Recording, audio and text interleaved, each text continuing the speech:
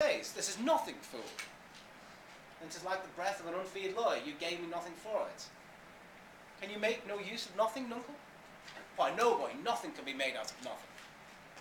This is very important in Lear, as you'll see, because the very thing that sends Lear into a rage is the word nothing.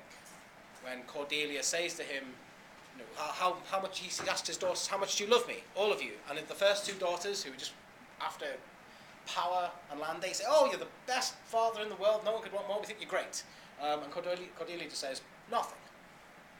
And he goes, what? He goes, you're my father, I love you as much as I have to and as much as I do. This is not saying that she doesn't love him, she does. She's saying, I'm not going to heave my heart into my mouth as my sisters do. And he says, nothing will come of nothing. And this is sort of the fool pointing out to him that you're mistaken. So while the fool is a lower type, and therefore comic, this is not necessarily to say that the fool is devoid of wisdom. So narrative and drama, the differences. Again, Aristotle likes categories. So narrative, diegesis, or drama, mimesis, or mimesis. We can be fancy in terms of narrative. There are two forms of narrative we usually use. There's homodiegetic narrative, which is first person, or there's heterodiegetic narrative, which is third person. But these are the differences. There's still a third difference, the manner in which each of these objects may be imitated. The differences that you have between forms of representation is object, i.e.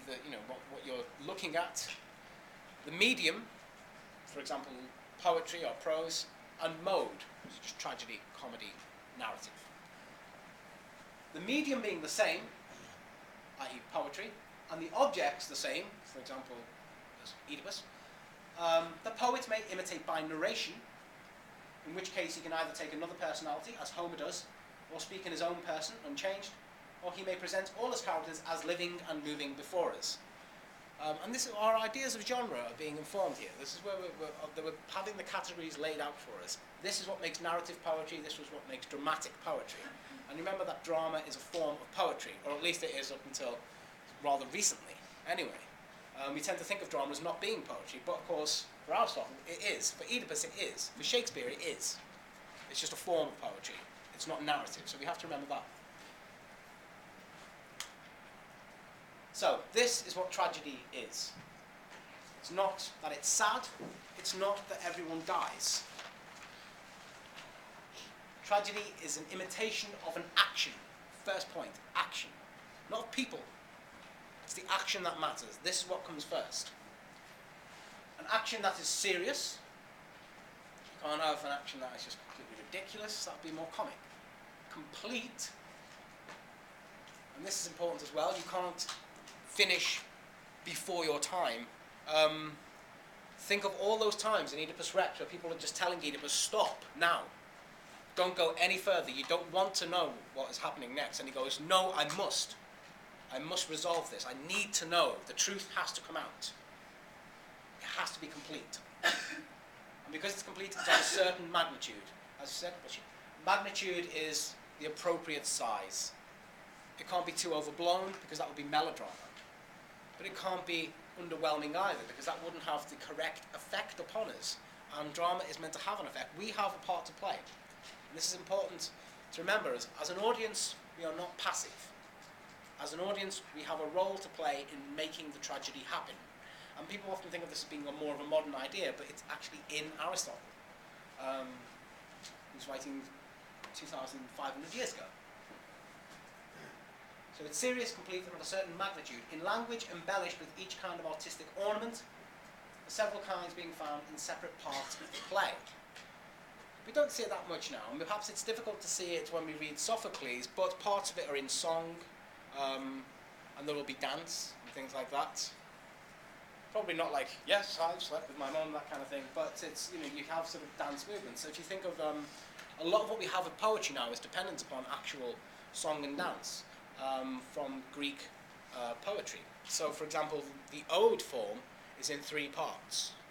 The ode has the strophe, antistrophe, and the epode. The strophe in English is usually called the turn, antistrophe is called counter-turn, and the epode is called the stand. So, what this means, a strophe just means turn. So one sort of in the dance, someone would turn one way, in the antistrophe, someone would turn another way, and then both would stand. And these are the three parts of the ode form. Probably the most famous form of poetry. What are the words to songs called? Lyrics, absolutely. Why are they called lyrics? Anyone know? Why don't we just call them the words? That would sound significantly less cool. It is significantly less cool, you're quite right, absolutely. It seems too basic. But there is a reason. A small harp is called a lyre, L-Y-R-E. Lyric poetry is poetry which was sung whilst playing the lyre. When you see pictures of angels, they've often got lyres and things like that. So that's why it's lyric.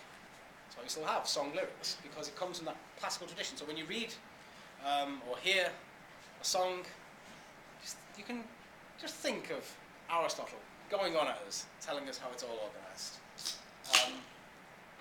So these are the different parts as well, the different ornaments and embellishments. In the form of action, not of narrative, this is key.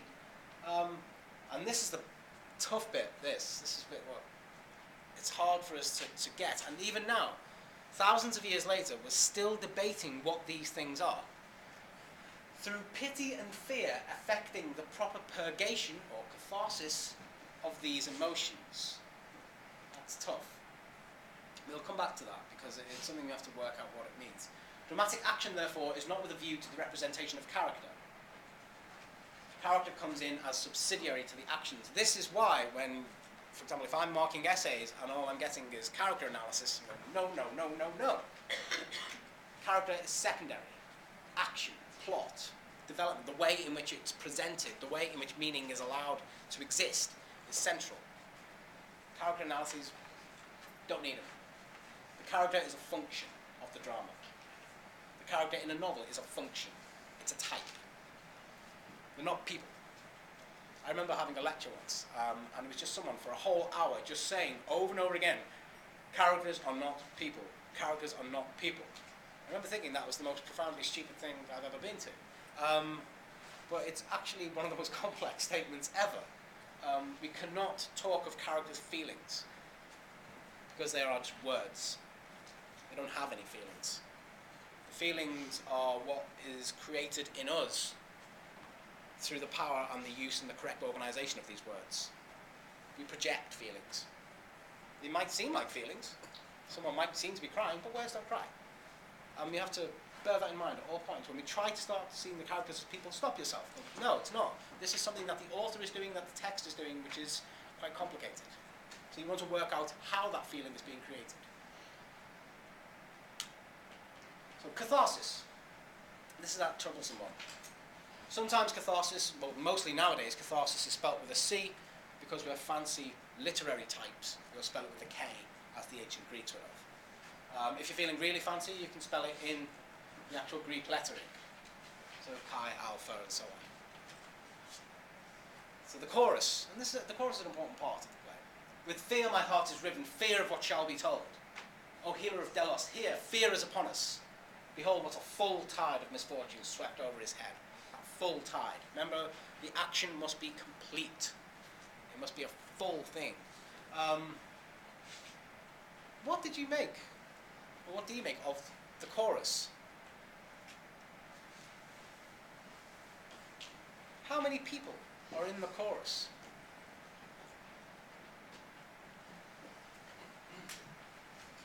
The chorus is quite confusing. It's sometimes one person, it's sometimes many people at once. The chorus represents something, perhaps the powers that be, perhaps the people of Thebes. But the chorus is doing something else as well. The chorus is directing our emotions. The chorus is telling us how we should respond to this play. So at this moment, we should be riven by fear.